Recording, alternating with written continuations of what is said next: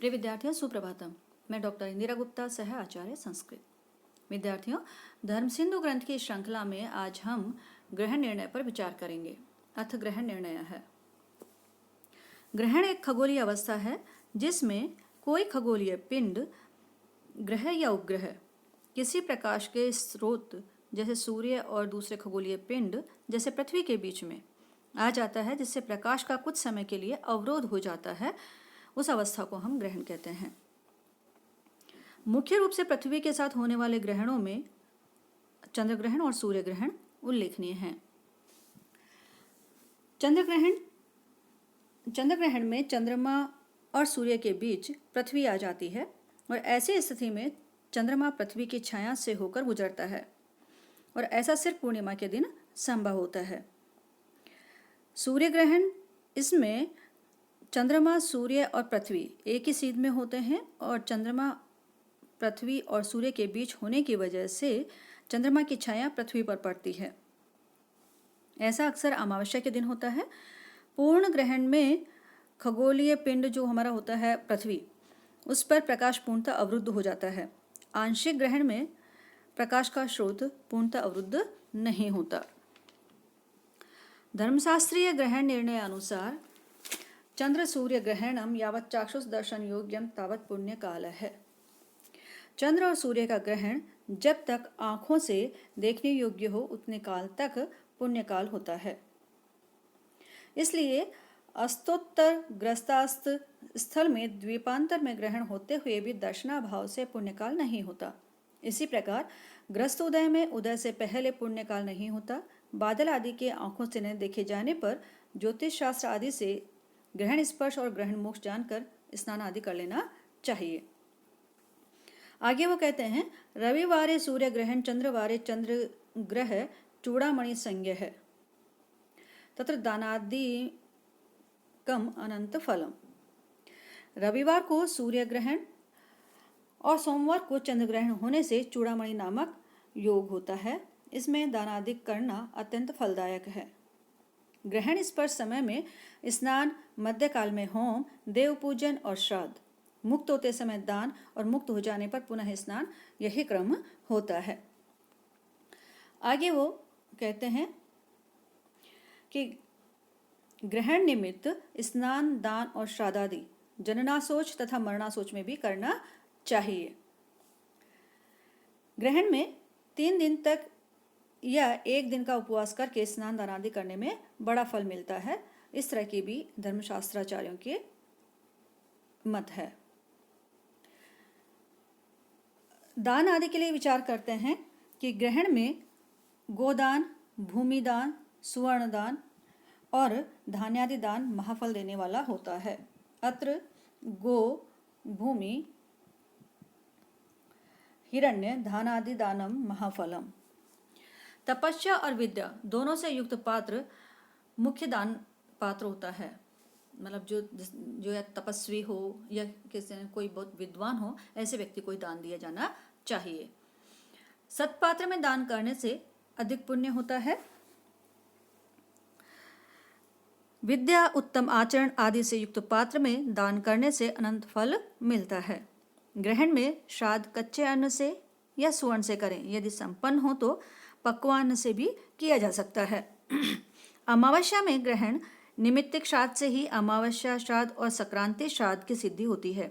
ग्रहण के दिन पिता आदि के वार्षिक श्राद्ध आ पड़ने पर यदि संभव हो तो कच्चे अन्न या सुवर्ण से श्राद्ध किया जाना चाहिए।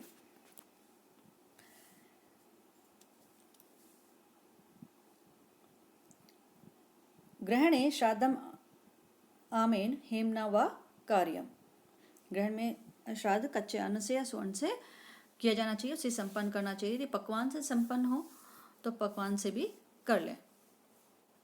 इस तरह का मत है। फिर ये पुनश्चरण विधि को कहते हैं।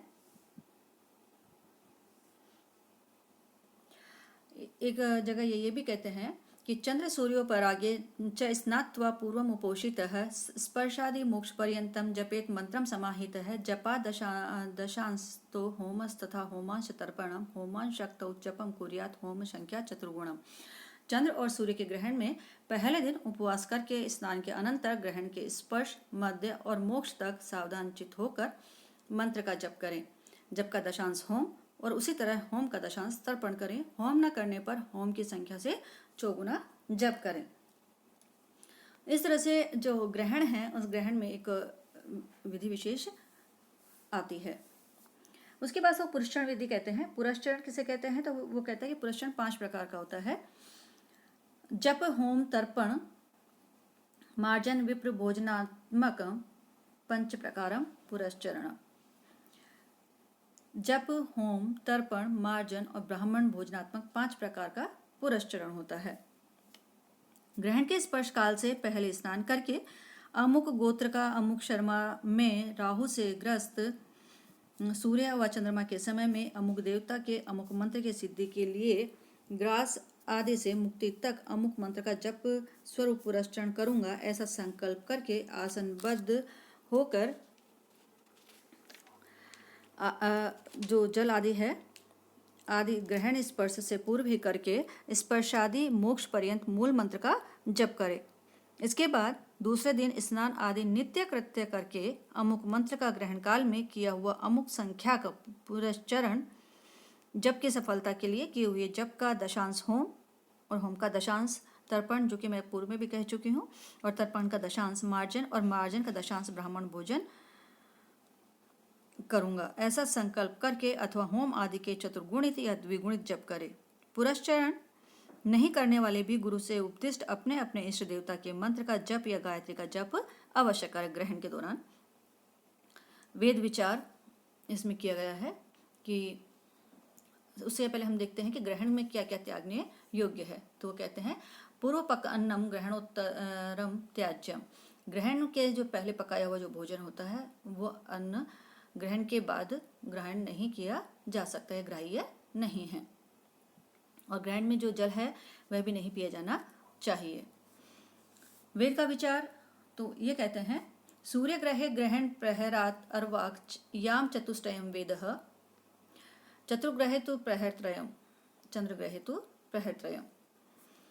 सूर्य ग्रहण में जिस प्रहर में ग्रहण लगे उससे पहले 4 प्रहर तक वेद होता है। चंद्र ग्रहण में तो 3 ही प्रहर तक जो वेद स्वीकारा गया है। इस प्रकार यदि दिन के पहले प्रहर में सूर्य ग्रहण हो तो पहली रात्रि के 4 प्रहर के भीतर भोजन नहीं करना चाहिए और दूसरे प्रहर में ग्रहण होने पर रात के दूसरे प्रहर आदि में भोजन नहीं करना चाहिए। इस प्रकार चंद्र ग्रहण यदि रात के पहले प्रहर में हो तो दिन के द्वितीय प्रहर आदि में भोजन न करें। रात के दूसरे आदि प्रहरों में ग्रहण होने पर तीसरे प्रहर आदि में भोजन न करें। बालक, वृद्ध और बीमार के विषय में तो 1.5 प्रहर या 3 मुहूर्त का ही वेद होता है। मतलब शक्ति के अनुसार इस बात को स्वीकारा गया है कि जिसमें जितनी शक्ति है उसके हिसाब से वेद का विचार करना चाहिए। जन्म राशि ग्रह शुभ अशुभ विचार है। यहाँ पर ये कहते हैं स्वजन्म राशि तृतीय षष्ठे एकादश दशम राशि स्थितम ग्रहणम शुभ प्रदम, कि अपनी जन्म राशि से तीसरे, छठे, 11वें और 10वें राशि में ग्रहण हो तो शुभ होता है। दूसरे, 7वें, 9वें और 5वें स्थान में हो तो मध्यम, और जन्म से चौथे, 8वें और 12वीं राशि में ग्रहण हो तो अनिष्ट फल देने वाला होता है। जन्म राशि ग्रहणी दान विधि। जन्म राशि के उसमें ये दान विधि कहते हैं कि जिसकी जन्म राशि या जन्म नक्षत्र में ग्रहण हो तो उसको अधिक अनिष्ट होता है, उस पुरुष को दान आदि किया जाना चाहिए। इसके साथ ही वो बाद में कहते हैं कि ग्रहण में जो है कितना समय मंगल कार्यों के लिए वर्जित है और कितना समय मंगल कार्यों के लिए छोड़ देना चाहिए। उस दौरान में मंगल कार्य नहीं किए जाने चाहिए। वह कब से प्रारंभ होता है और कितने समय तक रहता है। तो ये कहते हैं मंगल कार्येषु पूर्णग्रासे चंद्रग्रहे द्वादशादि तृतीयांतम दिन सप्तकम वर्ज्यम, सूर्य पूर्णग्रासे एकादशादि चतुर्थ्यंत दिनादि वर्जयानि। चंद्रमा के सर्वग्रास में द्वादशी से तृतीया पर्यंत 7 दिन मंगल कार्यों में वर्जित है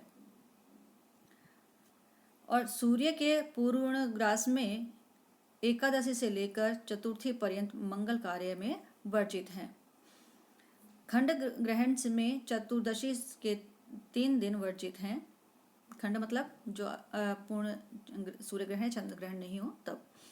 ज्योतिर्निबंधों में ग्रास और पाद के तारतम्य से अधिक दिन या कम तारतम्य से योजना की है। ग्रस्त में पहले के 3 दिन और ग्रस्तोदय में बाद के 3 दिन वर्जित हैं। पूर्ण ग्रास में ग्रहण नक्षत्र 6 महीने तक वर्जित है। खंड ग्रास में 1.5 महीने वर्ज्य है। पहले के संकल्प किए हुए द्रव्य को ग्रहण के बाद देने पर दूना करके देना चाहिए। ग्रहण निर्णय उद्देश्य समाप्त। यहाँ पर ग्रहण का जो हमारा विषय है वो समाप्त होता है। धन्यवाद।